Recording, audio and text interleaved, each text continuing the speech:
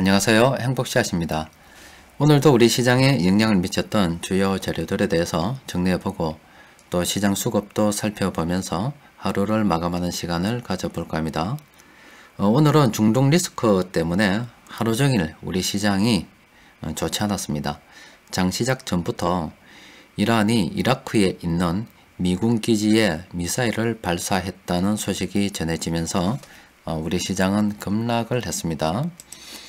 오늘 코스피 같은 경우는 장중한 때 2137포인트 정도까지 밀렸다가 그리고 이후에 이렇게 회복을 해서 2150포인트를 겨우 올랐었습니다. 그리고 코스닥 같은 경우는 특히 오늘 코스닥 보유하신 분들께서는 굉장히 슬펐던 하루가 아니었을까 싶은데 굉장히 많이 밀렸습니다. 그래서 시장의 대부분의 종목이 하락을 했어요. 또 게다가 오늘 뭐 우연의 일치인지 몰라도 일이 안 되려고 하다 보니까 이런 일이 생깁니다. 참 안타까운 일이 하나 있었는데 이란 테헤란 공항에서 출발한 그 우크라이나 항공 소속 보잉 737 여객기가 이륙한 지 8분여 만에 추락을 해서 탑승객 170명 전원이 사망했다는 소식도 전해졌어요. 현재 뭐 추락 원인이 밝혀지지는 않았습니다. 보잉 737 기종이 뭐 신문에서 가끔 기계 결함이 있다 이런 보도가 전해졌던 그런 기종이지 않습니까? 일단은 미국과 이란하고는 상관이 없는 것 같은데 만약에 저게 이란에서 뭔가 일을 꾸몄다면 굉장히 심각한 문제가 되겠죠. 일단 우연일치인지 몰라도 그런 일이 있어서 조금 시끄럽습니다. 또 게다가 이란이 이런 이야기를 했어요. 이란 여기 지금 현재 있는 곳이 여기가 이란입니다. 이란이고 이번에 이라크 이쪽을 공격을 했고 그리고 아래쪽에 보면은 아랍에미리트라고 있습니다. 여기에 이 아랍에미리트는 미국의 동맹국인데 여기에 주둔하고 있는 미국이 이란을 공격한다면 이란은 이 두바이를 박살내겠다. 두바이를 표적으로 삼겠다. 그런 발표를 했습니다. 그런데 뭐 트럼프 대통령은 뭐 그와 관련해서 일단은 괜찮다라는 성명을 발표했는데 괜찮지 않을 것 같다는 생각이 듭니다. 그게 한 3시간 전에 나온 보도를 참고를 하면 이란 국영방송에서 이번 미사일을 15발 발사를 했는데 미사일 공격으로 미군 80여 명이 사망을 했다. 그리고 미군이 가진 장비들도 큰 손상을 입었다. 이렇게 자기 주장을 했어요. 만약에 저 말이 사실이라면 미군이 80여 명이나 죽었습니다. 그런데 트럼프 대통령이 이제 사태 파악이 되었을 거 아닙니까? 그런데 괜찮다고 웃으면서 넘어갈 일이 아니겠죠. 그래서 트럼프 대통령이 어떤 결정을 내릴까에 따라서 향후 또 시장이 유동칠 수 있을 것 같아요. 여튼 8일 오전 우리 시간으로는 오늘 새벽, 내일 새벽 정도 되겠네요. 새벽 정도 되면은 트럼프 대통령이 어떤 성명을 발표했는지 알 수 있을 것 같은데 여튼 전면전 여부는 이란이 결정하는 것이 아니라 미국이 결정하는 겁니다. 미국이 결정하는 거고 미국이 한다면 하는 거예요. 그런데 이 최종 결정은 트럼프 대통령이 하겠죠. 그런데 트럼프 대통령이 결정하는 데 있어서 대선을 또 앞두고 있기 때문에 정치인 아닙니까? 개인적인 생각을 할 수는 없을 거예요. 여론의 향방도 살펴보고 또 참모들의 의견도 들어보겠죠. 결국에는 여론이 이대로 있으면 안 된다라고 하면은 트럼프 대통령도 가만히 있지 않겠죠. 그러면은 또 여론 같은 경우는 누가 만드느냐? 바로 미디어가 만들지 않습니까? 미디어에서 이란을 어떻게 보도를 하는가에 따라서 또 여론의 향방이 달라질 수가 있어요.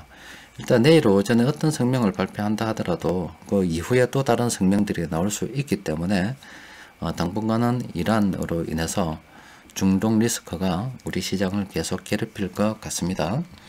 오늘 시장 수급을 살펴보면은 참 희한하게 시장 수급은 괜찮았어요. 다른 종목들은 좋지 않았습니다. 오늘 우리 시장이 하락한 것은 금융투자에서 매도가 많았기 때문에 하락한 거지 금융투자를 제외한 다른 세력들은 뭐 그나마 괜찮았습니다. 매수도 했고요. 특히 외국인들 같은 경우는 전기전자 업종에 상당히 많은 매수를 했습니다. 그리고 전기전자 업종을 제외하고서 서비스과 의약품도 많이 매수를 했어요.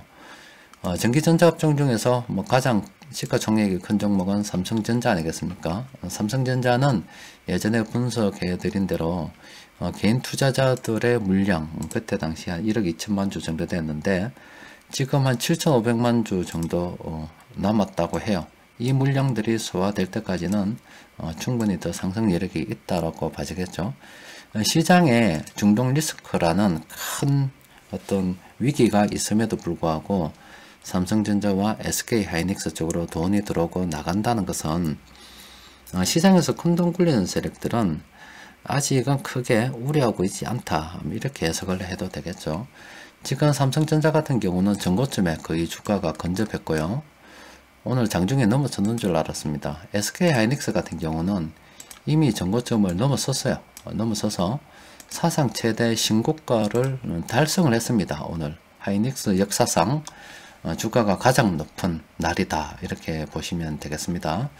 일단 전기전자 업종 그리고 시장의 수급을 봐서는 아직은 크게 우려할 사항이 아닐 것 같은데, 앞서 말씀드린 것처럼 트럼프 대통령이 또 그리고 미국의 여론이 좀 더 나아가서는 미국의 미디어들이 또 미디어 뒤에 있는 세력들을 생각해 보면 미국에 있는 큰 자본들이 어떻게 생각하는가에 따라서 이 일이 심각해질 수도 있고 아니면 이점에서 마무리가 될 수도 있겠죠. 여튼 조금 더 우리는 지켜봐야 될 것 같아요. 그래서 시장에 여러 종목들이 있는데 오전에 제가 시황을 통해서 말씀드린 대로 지금 중동 리스크 같은 경우는 단기간에 끝날 문제는 아닌 것 같고, 여튼 큰 전쟁의 여부는 이란으로서는 전쟁 수행 능력이 현재 경제적으로 봐서는 없는 것 같고, 전면전은 미국이 결정하는 거고, 그렇다면 이란 같은 경우는 간간히 게릴라전이라든지 이런 것으로 우리가 안 했다 발뺌하는 전략으로 해놓고 그렇게 미국을 모기처럼 괴롭히는 건데, 일단 그렇게 되면 좀 장기적으로 간다고 봐야 되겠죠. 그래서 우리 같은 경우는 단기 투자하시는 분들께서는 조금 쉬는 것이 좋겠고요. 그리고 시장을 조금 장기적으로 보시는 분들께서는 지금 3월달 아니면 4월달 이때 시진핑 중국 국가주석이 한국을 방문한다는 보도들이 있습니다. 지금 청와대가 조율을 하고 있다고 하는데, 그렇게 된다면 우리는 사드 보복 관련해서 그동안 피해를 봤던 주식들 굉장히 오랜 기간 하락했지 않습니까?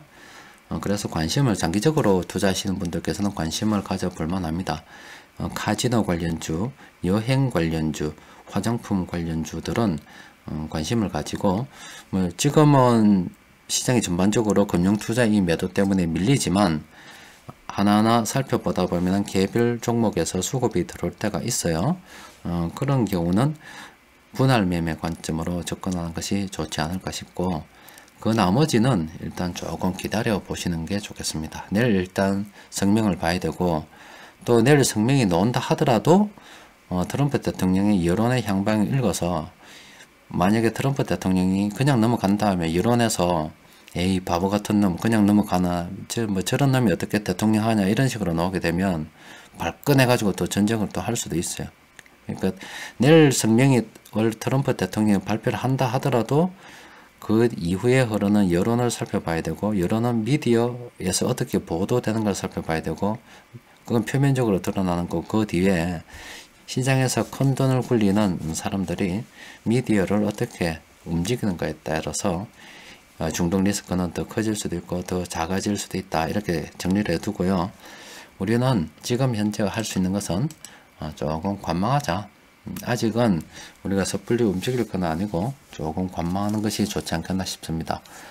저도 1월 들어서는 아직은 매수를 한 적이 없습니다. 지난 한 12월 중순 이후로부터는 아직은 하나도 한 종목도 매수를 한 적이 없어요. 그냥 그대로 쭉 보유만 하고 있고, 1월 달에 들어서 1월 초에 한 종목만 팔았습니다.